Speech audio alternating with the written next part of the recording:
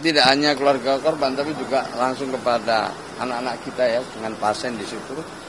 Ya memang masih ngobrol ringan-ringan saja, tapi mereka sudah menceritakan ya, sedikit tentang apa jadi posisinya di mana pada saat itu dan apa yang mereka lakukan setelah itu ya yang ringan-ringan saja. Yang paling diperlukan sekarang? Ya tentu mereka masih trauma ya, tentu mereka masih trauma. Tapi ya pelan-pelan nanti kita dampingi ya baik dari kepolisian, dari kita, dari RSI mendampingi supaya anak-anak juga bisa mendapatkan trauma healing ya. Baik selama di rumah sakit ini maupun nanti juga ketika di sekolah maupun di rumah. Orang tuanya juga alhamdulillah ya mereka tentu bersyukur pertama anaknya bisa pulih. Yang kedua tentu awalnya mereka cemas gitu, karena dapat kabar sesaat setelah ledakan terjadi dan itu lewat grup WA orang tua. Nah pada saat itu pula segera datang ke sekolah, sebagian tidak ketemunya di rumah sakit.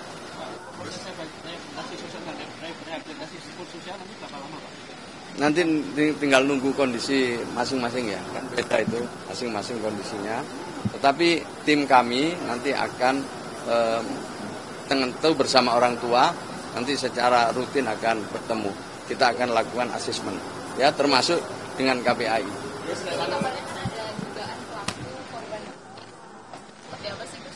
Ya itu nanti tunggu pengumuman dari polisian lah.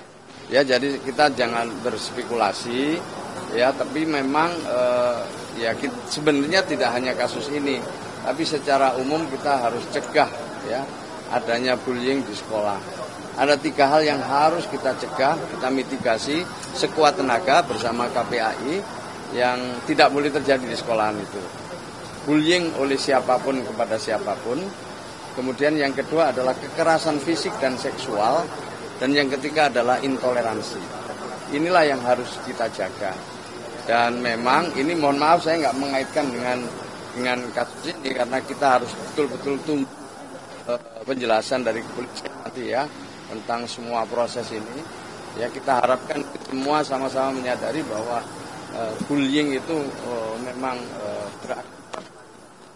Bisa jadi korban itu ke depan bisa jadi pelaku. Maka itu ini penting untuk kita sadari. Yang juga banyak terjadi ya di sentra-sentra Kementerian Sosial itu korban kekerasan seksual. Kemudian mereka jadi pelaku itu pada saatnya. Nah jadi ini yang harus kita jaga bersama. Tetapi untuk kasus ini sekali lagi kita tidak berani berspekulasi. Kita tunggu penjelasan resmi dari kepolisian. Saya makanya tadi sampaikan kepolisian telah bekerja dengan cepat ya dan melakukan langkah-langkah yang nyata, tidak saja dari sisi penegakan hukum, tapi pendampingan terhadap korban, kemudian pemulihan fasilitas di sekolah, itu luar biasa itu Pak Kapolri dan jajaran itu. Terus kepolisian sudah bilang kalau terduga pelaku itu sudah mulai sadar. Terus apakah sempat bertemu juga dengan siswa? Oh tidak, saya yang ada di kamar aja.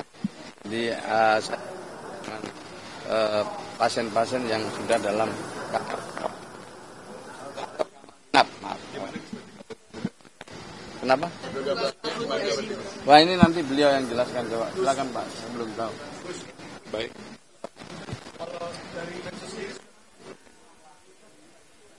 Belum. Kami hanya ketemu dengan teman-teman yang disebut korban. Ya, silakan. Baik, kami dari rumah sakit fokus pada semua korban, baik korban ataupun terduga.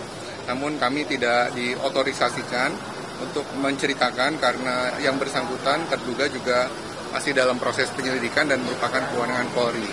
Yang bisa kami sampaikan adalah semua yang dirawat di Rumah Sakit Islam Jakarta Cempaka Putih kondisinya stabil dan membaik.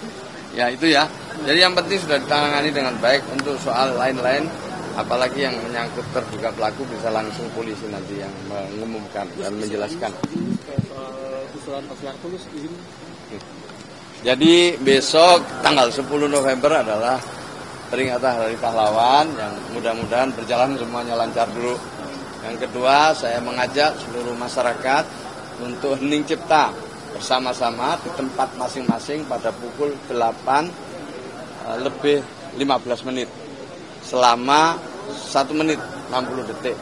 Mari kita berdoa dan mengenang para pahlawan, para syuhada yang telah berjuang dengan ikhlas dan mewariskan negara yang luar biasa, negara Indonesia. Itu dulu. Yang kedua, menyangkut gelar pahlawan, tentu pada saatnya akan diumumkan. Semua proses telah dilalui berjenjang mulai dari bawah sampai ke atas. Siapapun nanti yang diputuskan oleh Presiden, semuanya telah dinyatakan memenuhi syarat. Itu dulu.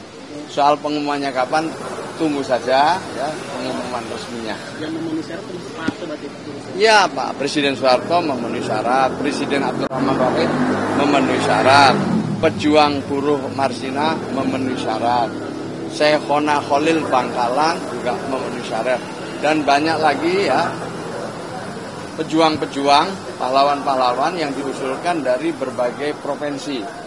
Itu banyak sekali ya, nanti kita tinggal tunggu siapa yang akan mendapatkan gelar pahlawan tahun ini. Ya. Kalau nama Pak Soeharto masih terus ditolak sama. Ya, itu adalah bagian dari proses ya, dinamika, ya lampiran lah dari keputusan gelar pahlawan ini.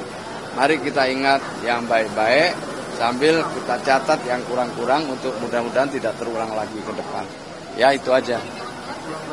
Iya, nantilah. Kita tunggu sebentar lagi ya. Nanti saya tunggu sebentar. Terus.